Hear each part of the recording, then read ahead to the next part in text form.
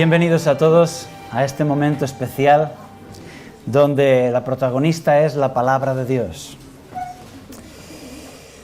Hoy, Armagedón, con Bruce Willis, Elias Tisbita, Ellen White. Una palabra que nos hace pensar en algo relacionado con el fin de todas las cosas, ¿verdad?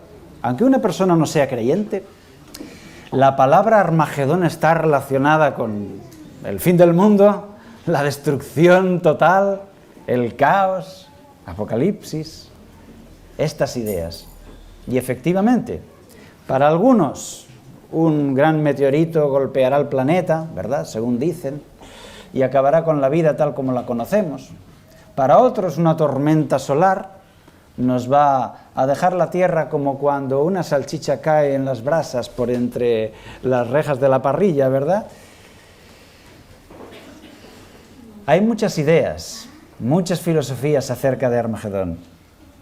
A veces se habla de que un cometa, ¿verdad?, o un planeta se acercará demasiado y producirá un caos, una catástrofe natural. ¿Pero qué es Armagedón en realidad? Hemos leído en la lectura bíblica, vamos a leerla de nuevo, Apocalipsis 16:16, que dice: y los reunió en el lugar que en hebreo se llama Armagedón. Y esta es la única pista que tenemos, que es un lugar que en hebreo se llama Armagedón. Así que muchos han investigado y han estudiado para ver cuál es ese lugar y qué pistas puede darnos. ¿Qué es Armagedón? Pues bien, el tema de ahora tiene como objetivo que sepamos qué es Armagedón. Porque si está aquí en la Biblia, es importante para nosotros. Si Dios lo ha dejado escrito, es porque es importante y debemos entenderlo. ¿Qué significa Armagedón? ¿Qué significa para mí en mi vida práctica? Para entender mejor el contexto de lo que está pasando, vamos a leer unos versículos antes, porque en realidad, aunque aquí está la palabra Armagedón y no vuelve a aparecer en toda la Biblia, aunque es aquí donde encontramos la palabra Armagedón, en realidad no es aquí donde sucede el Armagedón, sino donde se está preparando. Y así lo dice el texto bíblico. En Apocalipsis capítulo 16, versículo 13 en adelante, estamos en la sexta copa. Y dice así, 16:13. Y vi salir de la boca del dragón, y de la boca de la bestia, y de la boca del falso profeta, 3 espíritus inmundos a manera de ranas. ¿Qué serán estos espíritus inmundos? El texto lo dice. Versículo siguiente, 14. Pues son espíritus de demonios. Ya sabemos de quién son. Son espíritus de demonios que hacen señales, dice el texto. Es decir, milagros, prodigios. Y van a los reyes de la tierra en todo el mundo para reunirlos para la batalla de aquel gran día del Todopoderoso. Dicho de otra manera, dice la palabra de Dios que estas fuerzas del enemigo, ¿verdad?, el dragón, la bestia, el falso profeta, van a producir estos espíritus de demonios, van a enviar estos ángeles caídos que estarán haciendo grandes señales y prodigios. ¿No suenan estas palabras del Evangelio? Grandes señales y prodigios. ¿No nos lo dijo Jesús con toda claridad en Mateo capítulo 24? Que habrá falsos cristos y habrá grandes señales y prodigios, de tal manera que engañarán, si fuere posible, aún a los escogidos. Es decir, hay peligro de que ese engaño tenga efecto con todos. Hay verdadero peligro de que ese engaño nos engañe a todos. Apocalipsis 12:9 dice que el diablo, ese dragón, engaña al mundo entero. Pero la excepción son los escogidos, que siguen la palabra de Dios y por tanto no pueden ser engañados. Y aquí ya tenemos la escena, ya tenemos el contexto. Estos espíritus de demonios están haciendo grandes milagros, de forma que la gente queda admirada y tiene ganas de seguirlos y deciden ser fieles a ese mensaje milagroso, espectacular, pero engañoso.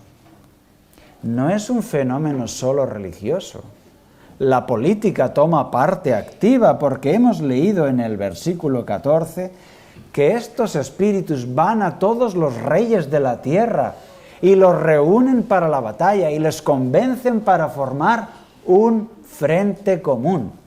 ¿Y por qué Jesús en la Biblia nos advierte de eso? Porque es muy bueno que lo sepamos. Y aquí nos presenta este cuadro para las escenas finales de la historia. Un gran movimiento ecuménico que implica a los reyes de la tierra, a los poderes políticos también, y se forma un gran bloque político y religioso basado en la cantidad de fenómenos sobrenaturales que se producen. Y yo me pregunto, ¿estamos preparados para eso? ¿Estamos preparados para que se cumplan esas palabras de Jesús que harán grandes señales y prodigios y engañarán, si fuere posible, aún a los escogidos? Un tiempo difícil, este tiempo de gran tribulación que las Escrituras nos han advertido para antes de la venida de Jesús. Yo a veces me he preguntado, pero Jesús, Señor, por favor, ¿por qué tiene que ser así? ¿Por qué tiene que ser así? ¿Por qué este conflicto? ¿Por qué no podemos ser cristianos y ser todos amigos? ¿Por qué tiene que haber formas de cristianismo que persigan a los demás? ¿Por qué? La respuesta que encuentro en la Biblia es que Dios nos dice claramente que Él no lo ha diseñado así, sino que hay un enemigo. Y ese enemigo, como parte de su religión, está el perseguir. Un altar grande persiguiendo al altar pequeño. Pero vamos a investigar, porque esto de Armagedón tiene un problema. Queridos amigos, resulta que cuando queremos investigar sobre un texto bíblico, sobre el significado de una palabra, vamos a la Biblia, en otros lugares donde aparece esa palabra, ¿verdad?, para ver qué es lo que significa ahí. Y así, si yo quiero saber qué es en Apocalipsis Babilonia, pues yo tengo muchos lugares donde Babilonia aparece, toda una larga historia para investigar sobre Babilonia, ¿verdad? Y así con muchas otras palabras. Pero con la palabra Armagedón no sucede así. La palabra Armagedón solamente aparece una sola vez en toda la Biblia, y es aquí, Apocalipsis 16:16. Por lo tanto, yo no puedo hacer ese tipo de investigación, ¿verdad? No encuentro la palabra Armagedón. Muchos han investigado dónde está ese lugar. Hemos visto que no hay ningún lugar en el mundo que se llame Armagedón. En toda la geografía del planeta no hay ninguna región, comarca, país, ciudad que se llame Armagedón. Entonces, ¿dónde está ese lugar? Hemos visto en el capítulo 16 que se prepara Armagedón.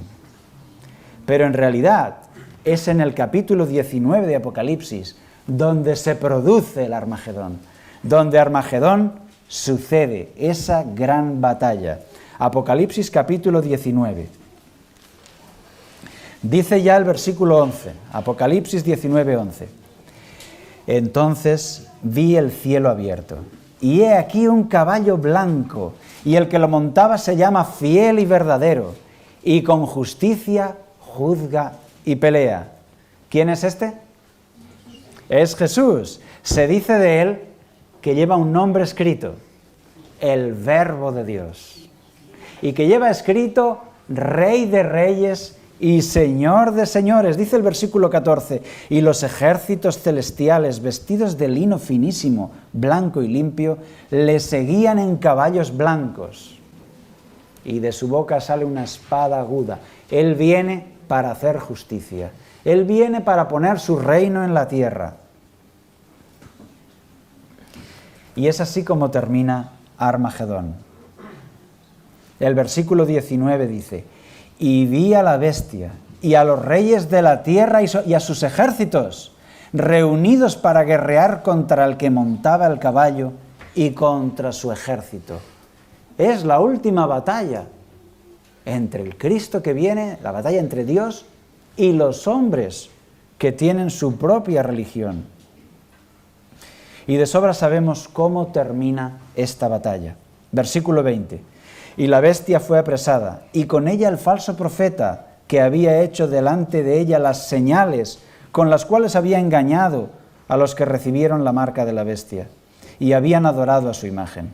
Estos dos fueron lanzados vivos dentro de un lago de fuego que arde con azufre. Cristo vence, Cristo derrota las fuerzas del mal para siempre más. Y así termina la batalla de Armagedón. Pero entonces, ¿por qué Armagedón? Cuando vamos al hebreo, encontramos que esta es la única pista que el texto nos da. Apocalipsis 16:16 solo nos da una pista. Y la pista dice que en hebreo se llama Armagedón. Esto dice Apocalipsis 16:16. Y los reunió en el lugar que en hebreo se llama Armagedón. Aquí tenemos una pista, en hebreo. Pues vamos al hebreo. ¿Y qué significa Armagedón en hebreo? Pues significa Ar-Magedón, la montaña de Megido. Bueno, pues Megido sí que lo tenemos en la geografía. Y Megido sí que aparece en la Biblia. Entonces vamos por buen camino. Y buscamos sobre Megido y encontramos que era una ciudad, fortaleza, que estaba en el norte de Israel. Estaba en la zona norte, frontera con Siria y Fenicia, ¿verdad? Entonces, allí había una cordillera montañosa en la derecha, una cordillera montañosa en la izquierda y un paso, la puerta norte de Israel, por donde entraban los invasores del norte. Una zona geográfica que se llama el Valle de Jezreel.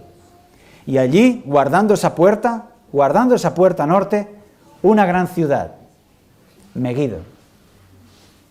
Salomón hizo esa ciudad muy fortificada, la convirtió en una gran ciudadela, una fortaleza impresionante para guardar la puerta norte del país, por donde entraran los invasores. Pero hay algo más.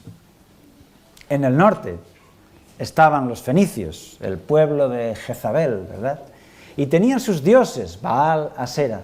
También por ahí entraban las influencias de estos dioses paganos. También por ahí entraba la superstición y la apostasía. Y de alguna forma esa zona, esa puerta norte, es estratégica. Los arqueólogos han encontrado las ruinas de Megido. Y efectivamente era una fortaleza colosal. Han encontrado que en las murallas, en la puerta de la ciudad, había 3 puertas, una después de la otra. De forma que cuando los atacantes conseguían quemar o destruir la puerta, y a pesar de tener muchas bajas, conseguían entrar por esa puerta, ¿qué se encontraban? Se encontraban una pequeña plaza y una segunda puerta. Y tenían que dedicarse a destruir esa puerta, cobrándose muchas bajas, porque sus enemigos estaban en las torres defendiendo la puerta. Y cuando así, después de tener muchos muertos, ellos conseguían derribar la segunda puerta, ¿qué encontraban? Encontraban la tercera puerta. Así era la tremenda fortaleza de Megido, un lugar donde Israel tuvo muchas batallas. Alguna de esas batallas quizás será la que nos sirve para entender Armagedón. Quizás alguna de esas batallas será el modelo para entender la batalla final, la gran batalla final entre Dios y los hombres, Armagedón. Es posible. Y así llegamos a la batalla, por ejemplo, que vivió Barak en esa zona. Dice Primera de Jueces capítulo 4, versículos 12 en adelante, que Barak vivió esa batalla junto a las aguas de Megido, ¿verdad? Y consiguió derrotar a los cananeos. ¿Puede ser esa el modelo para Armagedón? Yo creo que no, porque se nos dice que sucedió en las aguas de Megido. Y sin embargo, Armagedón significa la montaña de Megiddo. Por otra parte, Barak no es un rey, y cuando derrotó a los cananeos, pues tampoco hay ahí ningún rey, sino solamente Sísara, aquel general que murió después de la batalla. Pero hay otras cosas que sucedieron ahí en Megiddo. Por ejemplo, la batalla de Josías, una tremenda batalla contra los egipcios. Ahí sí que tenemos reyes, tenemos a Josías, el rey de Israel, y al rey de los egipcios. Se cuenta esta historia en 2 de Crónicas 35, pero es una historia triste, y es una historia que no nos sirve como modelo para Armagedón. Sucedió ahí en la zona de Megiddo, y sucede, nos dice el texto bíblico en 2 de Crónicas 35, que el faraón iba a pelear contra Asiria. Así es que atravesaba con su ejército Israel para ir a pelear más al norte. Y Josías le dice, tú no vas a pasar con tu ejército por mi país. Y el faraón le dice, mira, no tengo nada contigo, no quiero pelear contigo, quiero pelear con los asirios. Solo voy a pasar por tu país para hacer guerra más allá. Y Josías le dice, no vas a pasar por mi país, voy a estar en la frontera para hacerte frente. Eso era un grave error porque los egipcios tenían un ejército muy superior al de los israelitas. Pero por alguna razón, Josías se fue a la frontera con el ejército, hizo frente a los egipcios y fue totalmente derrotado hasta el punto que Josías murió por las heridas que recibió en esa batalla. Y el rey de Israel murió, un buen rey, muerto en circunstancias penosas, tristes, de fracaso, un gran fracaso para el pueblo de Dios, donde muere el rey de Israel. ¿Os parece un modelo para Armagedón? No, por supuesto, porque Armagedón es todo lo contrario. Aparece el rey de Israel y vence para siempre más a sus enemigos. Además, esta guerra, esta batalla de Josías, aunque sucedió en Megiddo, tampoco sucedió en la montaña de Megiddo. En realidad, la pista que nos da Apocalipsis 16 nos dice, lugar que en hebreo se llama Armagedón, el monte de Megiddo. Ahora bien, hermanos, imaginemos que estamos en Megiddo y miramos al horizonte y vemos ahí el monte.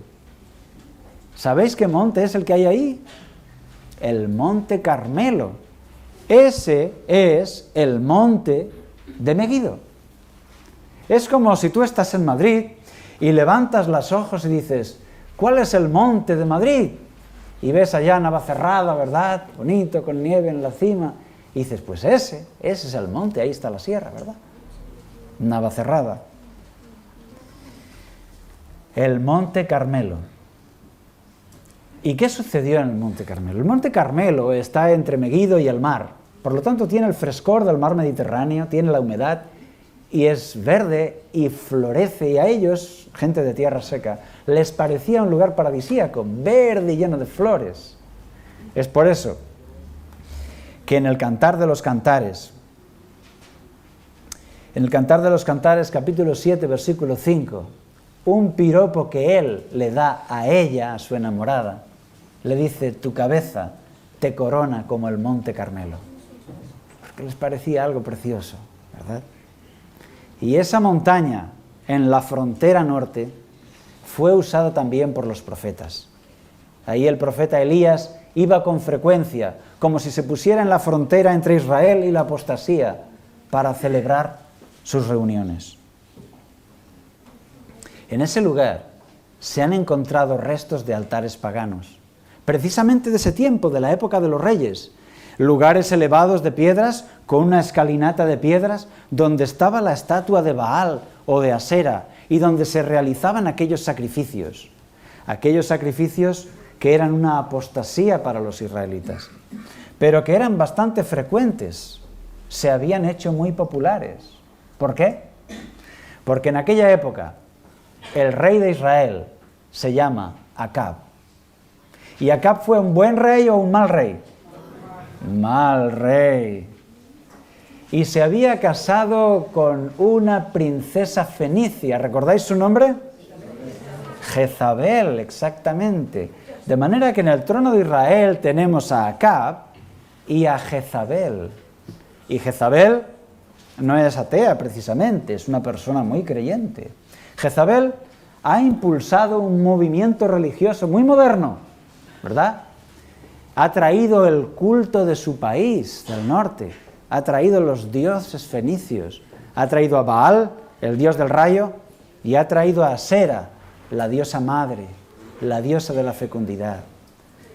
Una diosa que ha llegado hasta nuestros días, ha llegado hasta nuestra cultura religiosa, penetrando incluso el cristianismo, como la diosa madre, la reina del cielo, madre de todos, diosa de la fecundidad, madre de todo, madre de Dios. Ese culto fue el que trajo esta reina Jezabel. Y ha tenido mucho éxito. Sin embargo, cuando llegamos a ese lugar, a esa montaña, podemos ver en el Monte Carmelo que hay una estatua actualmente. Una estatua de un señor con barbas, con una espada levantada. Es la estatua que conmemora a Elías, ¿verdad? Y lo que sucedió en el Monte Carmelo en aquel tiempo. Aquel momento tan especial en el que se enfrentó el paganismo de Jezabel con el culto a Dios de Elías. Vamos a leer la historia en Primera de Reyes 18. Primera de Reyes, capítulo 18. Porque, queridos hermanos, hemos encontrado la clave. Hemos encontrado cuál es el monte de Megido. Hemos llegado a Armagedón. Primera de Reyes, capítulo 18. ¿Qué sucedió aquel día en Armagedón? ¿Sucedió algo que nos puede servir de modelo para entender la batalla final?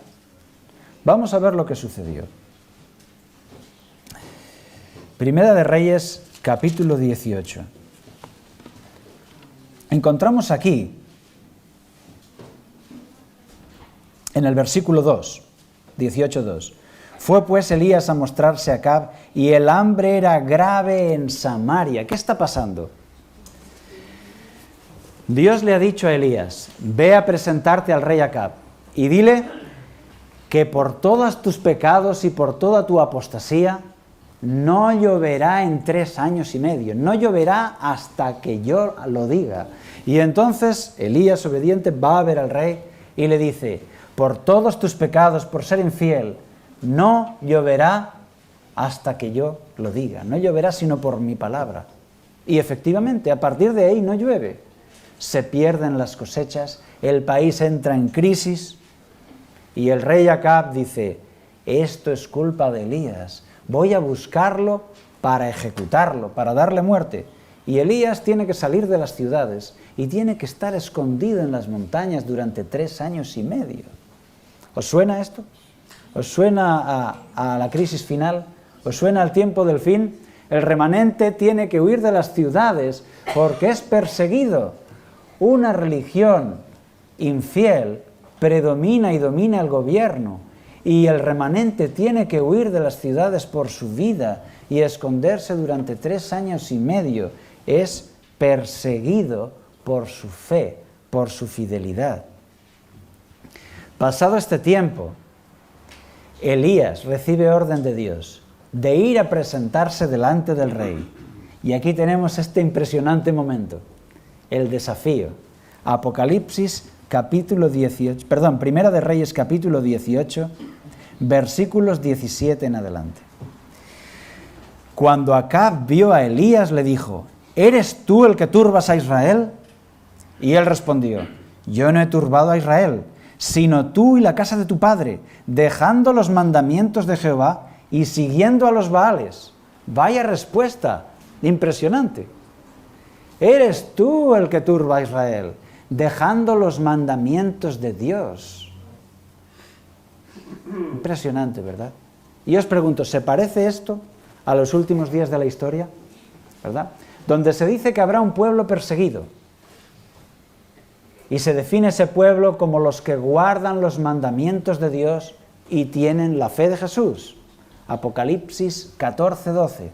Aquí está la resistencia de los santos, los que guardan los mandamientos de Dios y tienen la fe de Jesús. Y se dirá en aquel día que ese pueblo causa problemas, y ese pueblo dirá exactamente las mismas palabras de Elías. Yo no causo problemas, tú causas problemas, que has dejado los mandamientos de Dios. ¿Alguien sabe, alguien puede decirme, dónde están escritos los 10 mandamientos de Dios? Éxodo capítulo 20.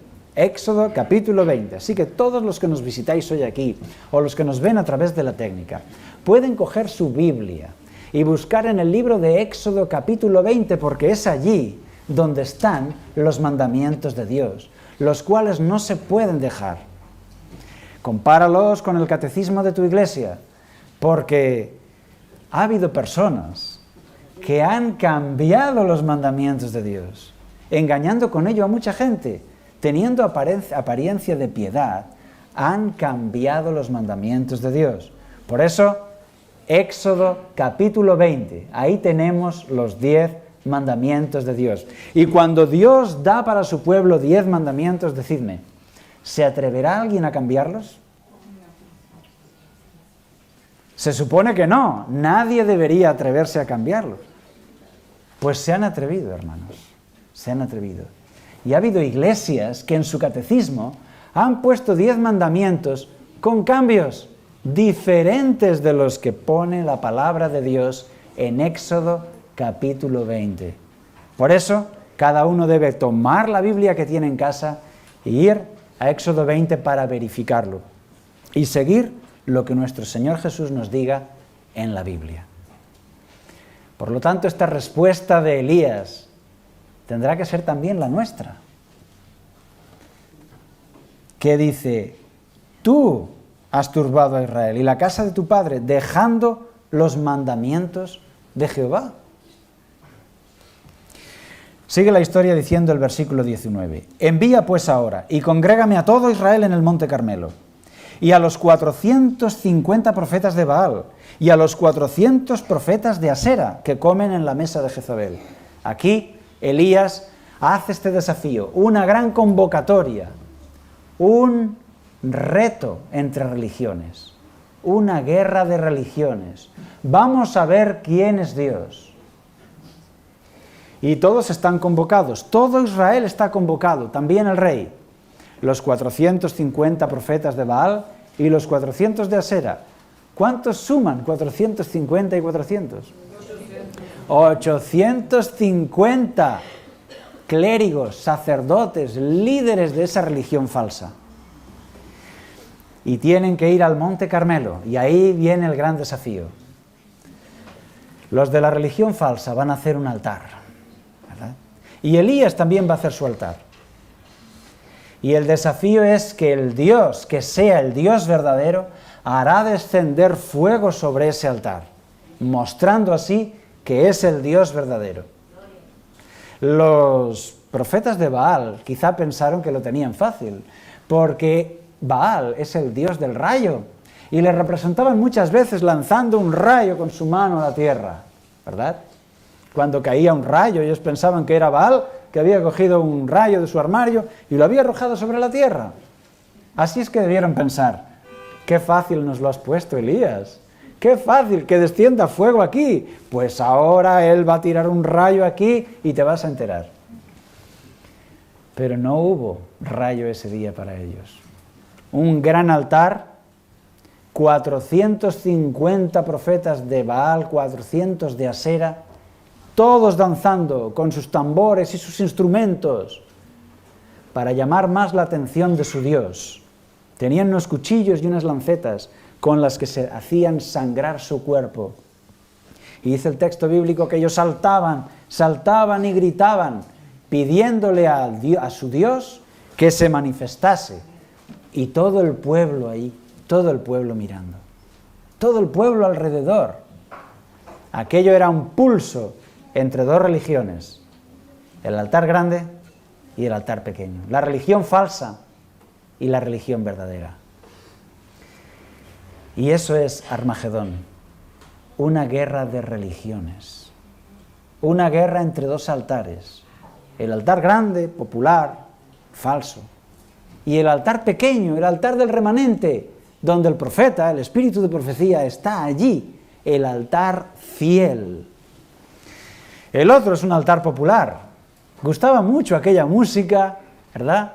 Gustaba mucho, era un culto muy movido, había algunas circunstancias sexuales que envolvían esa religión, y a veces fumaban aquella cosa, ¿verdad? Que cuando fumaban aquella cosita, aquella hierba, pues parecía que se elevaba el alma, ¿verdad? Todo menos lealtad a la palabra de Dios. Ahí está la iglesia de Jezabel, la iglesia de Babilonia. Y ahí está el altar pequeño, la iglesia de Elías, del Elías que en los últimos días prepara el camino del Señor. Por eso vamos viendo cómo la Biblia nos dice, nos enseña qué es Armagedón. ¿Y por qué esa palabra? Porque lo que sucedió aquel día en Armagedón, en el monte de Megido, es exactamente lo que sucederá antes de la venida de Jesús. El enemigo reuniendo a todos, ¿verdad? Un altar grande y un altar pequeño, pero fiel. ¿Qué sucedió en aquel día? Como su dios Baal no lanzaba ningún rayo, los pobres sacerdotes empezaban a quedar sin voz y se cansaban. Y dice la Escritura que el mismo Elías empezó a bromear y le decía a los israelitas, bueno, pues que quizá no os oye porque está de viaje. Y me imagino a los israelitas, riéndose ahí. Y Elías, viendo aquello de que estaban ya los sacerdotes sangrando y gritando y danzando y bailando, y nada sucedía en el altar grande, les dice Elías, gritad un poco más fuerte porque quizás está durmiendo. Y me imagino el pueblo de Israel, poco a poco, el pueblo iba viendo que aquello se desmoronaba. Cada vez era más y más evidente que aquello no era un Dios verdadero, sino que Baal era una estatua, era una religión falsa, y aquellos sacerdotes estaban haciendo allí el payaso. Cuando ya todos se cansaron de ese espectáculo, entonces era el turno para el altar pequeño. Elías, solo, reedifica ese pequeño altar, ¿verdad? Toma 12 piedras para que representen a las 12 tribus de Israel. Y entonces pone la leña y corta, ¿verdad?, el buey, lo pone ahí. Y dice que lo remojen con agua y por 3 veces le echan 2 cántaros de agua de manera que todo está mojado. Chorrea el agua por el altar. Hasta han hecho una zanja alrededor que se ha llenado de agua para que nadie pueda decir, no, él puso una mecha allí y el fuego fue por la mecha, ¿verdad? Y fue un truco, nada, todo está empapado, embarrado, mojado. Y entonces viene el momento clave para mostrar cuál es el Dios verdadero. Y entonces Elías invocó el nombre de Jehová. Y dice el texto bíblico que cayó tal fuego del cielo que consumió el sacrificio y la leña y las piedras y secó toda el agua que había alrededor en la zanja y en el suelo. Y todo el pueblo se asombró y dijeron, Jehová es Dios, Jehová es Dios. Y se abalanzaron contra los profetas de Baal, que les habían estado engañando por tanto tiempo. ¿Qué hacemos? Elías los hizo llevarlos abajo, al arroyo, abajo del monte, al pie del monte, y allí fueron degollados por haber sido enemigos del culto verdadero, del Dios verdadero, por haber engañado al pueblo durante tanto tiempo, por haber buscado asesinar a Elías durante todos esos años. De esta manera, los que eran perseguidores, al final terminan muertos. Y Elías, que nadie apostaba ni 5 céntimos por su cabeza, no sabían cómo terminaría el día, pues resulta que queda victorioso, queda vindicado, y tiene el apoyo de todo el pueblo. El que estaba condenado a muerte queda vivo, y los que eran perseguidores y criminales terminan muertos. Parece que de repente se ha dado la vuelta a la tortilla, el mundo al revés. Así será también la batalla de Armagedón. Un altar grande y un altar pequeño. Un altar grande, popular, poderoso, donde está el rey, donde está el ejército, donde está el poder político y militar, con cientos y cientos de clérigos. Ahí está el clero, ahí está la autoridad social. Un gran altar, pero infiel. Y un altar pequeño, un altar fiel a los 10 mandamientos, un altar que una voz desde el cielo está orgullosa de él, y esa voz dice: ahí está la resistencia de los santos, los que guardan los mandamientos de Dios y tienen la fe de Jesús. Apocalipsis 14, 12. Y a pesar de que el altar grande es perseguidor y el pequeño es perseguido, el altar pequeño sigue siendo fiel a pesar de todo. Esto que sucedió aquel día en Armagedón, sucederá en nuestro próximo futuro en Armagedón. Lo que sucedió aquel día en el monte de Megido, sucederá en el mundo entero. Porque Armagedón, según a pesar de lo que algunos enseñan, Armagedón no es la tercera guerra mundial. Armagedón no es la guerra entre israelíes y palestinos. Armagedón es una guerra de religiones, la religión falsa contra la religión verdadera. ¿Y quién hay detrás? En el altar grande, detrás tenemos reyes, como dice el texto de Apocalipsis 16, todos los reyes de la tierra, ¿verdad? Tenemos la unión de religiones, tenemos grandes fenómenos paranormales que asombran al mundo, que sale de la boca del dragón. Sabemos quién está detrás: la mayor parte de la sociedad y el dragón. Pero ¿y si nos vamos al altar pequeño? Vemos una minoría despreciada, rechazada, malentendida, ¿verdad? Igual que los primeros cristianos. Pero ¿quién hay detrás de ese altar pequeño? Detrás de ese altar pequeño está Dios. Y Dios mantiene al espíritu de profecía, al Elías, ahí, en pie junto al altar, valiente como un león, haciendo frente al mundo entero si es necesario.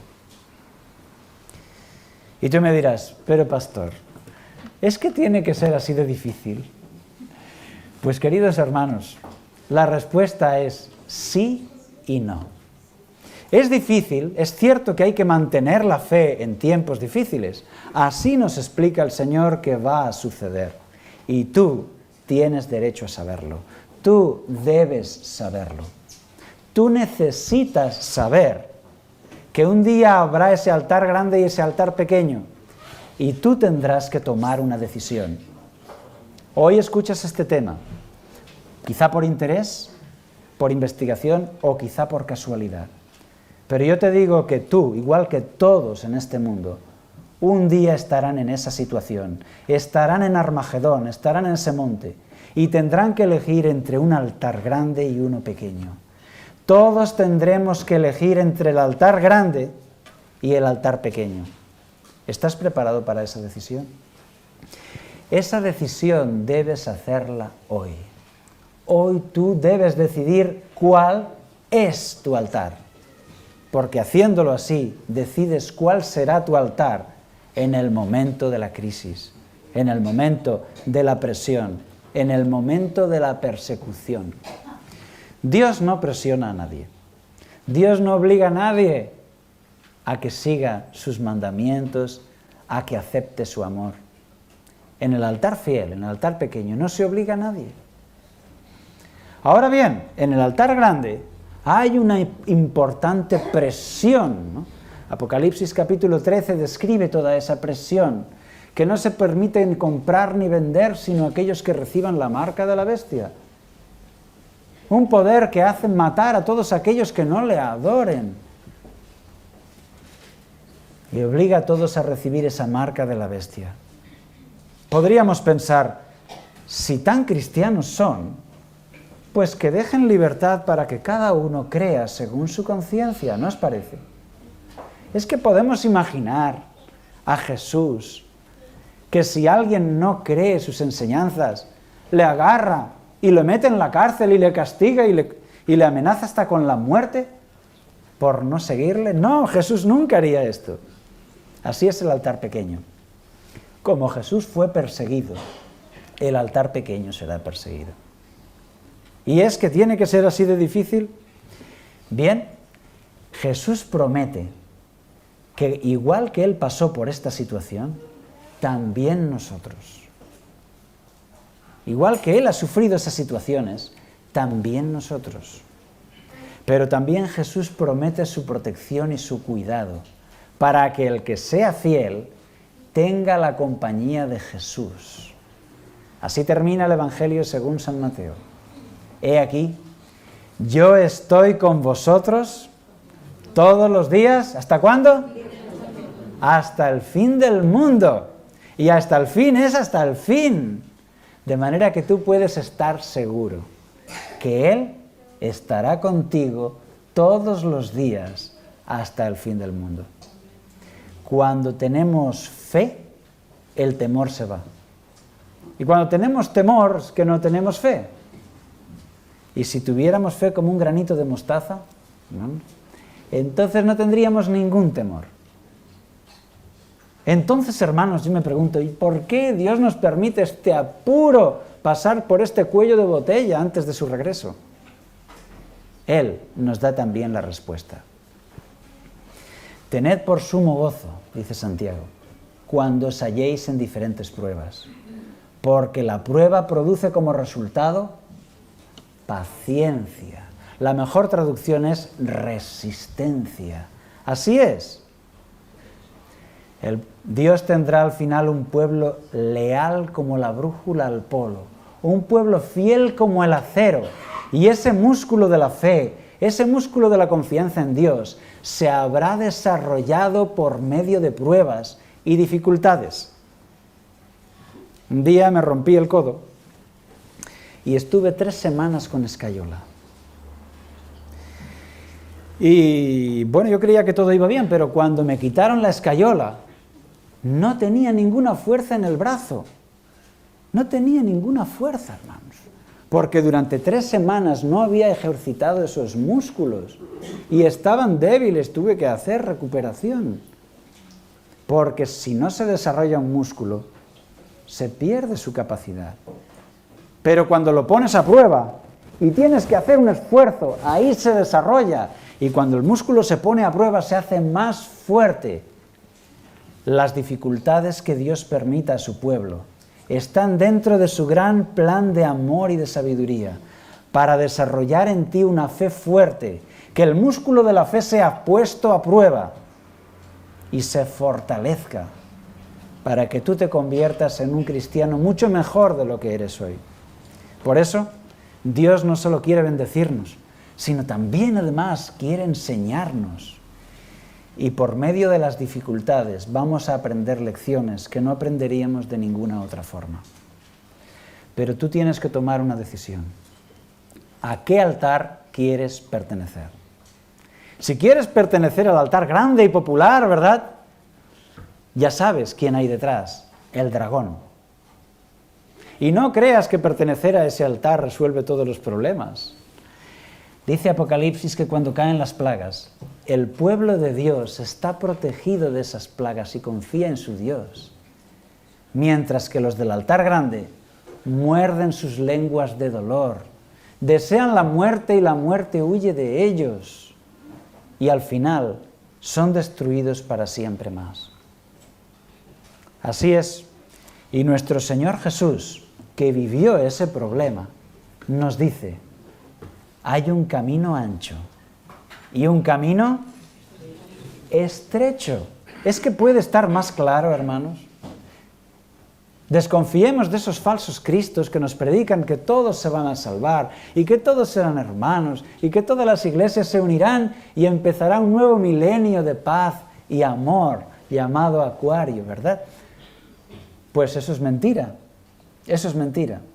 Lo que nos enseña Jesús es que muchos son los llamados y pocos los escogidos. ¿Es así o no? Es así. Lo que nos enseña Jesús es que habrá trigo y cizaña. ¿Y qué pasa con el trigo? Él se la lleva a su granero. ¿Y qué pasa con la cizaña? Es echada en el fuego, porque Dios quiere terminar con el pecado para siempre más. Solo habrá ya lugar para los que son fieles, para los que han aprendido a confiar en Jesús por completo. Los que han aprendido ese cántico de Moisés, es el cántico de su experiencia, confiar en Jesús a través de duras pruebas. Y Apocalipsis los recibe con alegría. ¿Quiénes son estos que están aquí vestidos de blanco con palmas? Estos son los que han salido de la gran tribulación. Siguen al Cordero por donde quiera que va. Pero para eso, hermano, tú tienes que elegir hoy cuál es tu altar. ¿Ya has hecho tu decisión? Bien, hermanos, aquí tenemos tres personajes diferentes. Tenemos a Acab, Jezabel y Elías. Y tenemos que Acab es el poder político, es el brazo armado de Jezabel, de la religión falsa, ¿verdad? Y que es perseguidor incluso con decreto de muerte al remanente, a Elías. ¿Se parece esto a la crisis final? Ya lo creo. ¿Y quién es su pareja? Poder político y poder religioso. Jezabel, sentada también en el trono. Ella es la gran líder religiosa. Una mujer, ¿verdad? Una mujer, que aparece también en Apocalipsis como Babilonia. Y esa mujer, Jezabel, es muy religiosa. Ha perseguido y ha matado a los profetas de Jehová. Y es la madre de Atalía, otra persona de una moral detestable, tal como dice Apocalipsis.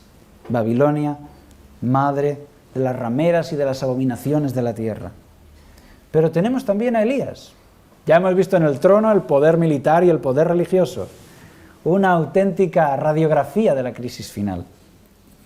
¿Y qué pasa con Elías? Bueno, Elías es el remanente fiel, que ha tenido que huir de las ciudades y refugiarse en el campo. Y Dios le ha guardado, le ha mantenido. Él es fiel a los 10 mandamientos y al culto verdadero. Él ha tenido que estar escondido, pero Dios ha cuidado de él. Y ahora, vámonos a Apocalipsis, capítulo 12, versículo 17. Apocalipsis, capítulo 12, versículo 17. Pintando así el final de la historia de este mundo, Apocalipsis 12, 17, dice así: Entonces el dragón se llenó de ira contra la mujer y se fue a hacer guerra contra el resto de la descendencia de ella, los que guardan los mandamientos de Dios y tienen el testimonio de Jesucristo. Ahí están, los que guardan los mandamientos de Dios, están ahí en el altar pequeño. ¿Y qué pasa con los del altar grande, los del dragón? Dice que se llenó de ira contra la mujer y se fue a hacer guerra contra el resto de la descendencia de ella. Por eso, querido hermano, tú tienes que decidir entre el altar grande o el pequeño. Porque nuestro Dios nos muestra que al final, en este mundo globalizado, la religión va también a ser globalizada. Y va a exigir que tú pertenezcas a ella y que aceptes sus dictados. Ese es el altar grande. Pero el altar pequeño es el altar de Abel, el altar fiel. Y en el otro altar, Caín le mira con celos. Y él, que ha pervertido su propia religión, quiere matar a Abel, al hombre del altar fiel. Hoy debemos hacer esta elección y ser valientes como lo fue Jesús, y seguir su camino. ¿Él se enfrentó a la religión de su tiempo? ¿Sí o no? Sí. Y él dijo siempre la verdad y pagó las consecuencias. Con eso nos trazó un camino. ¿Cómo termina la historia? Viene un jinete con un caballo blanco, seguido de un ejército celestial montados en caballos blancos. Y así es como termina la guerra de Armagedón. Y todos los enemigos de Dios son destruidos. Los que eran perseguidores ahora son destruidos. Y el remanente del altar pequeño, que era perseguido, ahora es vindicado y se sienta con Jesús en su trono. Quizá tú ya conoces cosas de la Biblia. Quizá has visto Alfa Televisión durante un tiempo y quizá has aprendido muchas cosas de la Biblia, ¿verdad? Quizá vienes aquí como visita, no eres miembro de esta iglesia, pero estás aprendiendo muchas cosas en estudios bíblicos. Yo te invito ahora a que todo eso que el Señor te ha mostrado en su palabra sirva para algo, sirva para tomar una decisión. Yo te desafío hoy a que tomes una decisión. Aquel día en Armagedón, Elías dijo: ¿hasta cuándo claudicaréis entre dos pensamientos? Si Baal es Dios, servidlo, pero si Jehová es Dios, servidle a Él. Y os hago hoy el mismo llamado. Para las personas que no son miembros de esta iglesia, la pregunta es: ¿quieres tú formar parte del altar pequeño? Si tú quieres formar parte del altar pequeño, del altar de Dios, quieres mostrarlo públicamente poniéndote en pie, como Elías fue valiente en ese día y se puso en pie. Gloria a Dios por estas decisiones. Gracias a Dios por todas estas decisiones. Si tú quieres formar parte del altar fiel, perseguido, pero que Jesús está con ellos, muéstralo poniéndote en pie, porque tienes que tomar esta decisión tarde o temprano. Y también para los hermanos que son miembros de la iglesia, extiendo ahora esta petición, este llamado, y tú sabes que no es Juan el que llama. ¿Quién es el que llama? Dios. Dios es el que nos llama a todos a dejar el altar grande y ser fieles, formar parte del altar pequeño para vivir este gran mensaje que se llama Armagedón. Vamos a tener una oración de consagración ahora. Padre nuestro, Señor, te damos muchas gracias porque tú nos lo has puesto así de clarito. Ayúdanos a formar parte de este altar pequeño, del altar fiel, del altar de tu verdad, del altar de los 10 mandamientos. Ayúdanos a andar por el camino estrecho y no por el camino ancho. Señor, tú sabes que somos débiles, que te necesitamos todos los días, a cada momento. Y necesitamos que tú hagas un milagro en nuestra vida para que nos hagas fieles, para que nuestro corazón sea como el tuyo y para que busquemos el bien y no el mal. Yo te ruego que bendigas, Señor, todas estas decisiones. Yo te ruego que les bendigas su decisión de fidelidad, porque nosotros queremos seguirte, Señor. Queremos que tú seas nuestro Rey y queremos ser valientes y dar testimonio de ti, aunque a veces nos lo ponga difícil el enemigo. Danos ese valor, Señor. Danos esa valentía para dar testimonio de ti, aunque haya dificultad, para que eso traiga una cosecha de otros creyentes que también conozcan la verdad. Bendice a esta iglesia para que sea fiel hasta el día en que tú vengas, que te lo pedimos en el nombre de Jesús. Amén. Amén.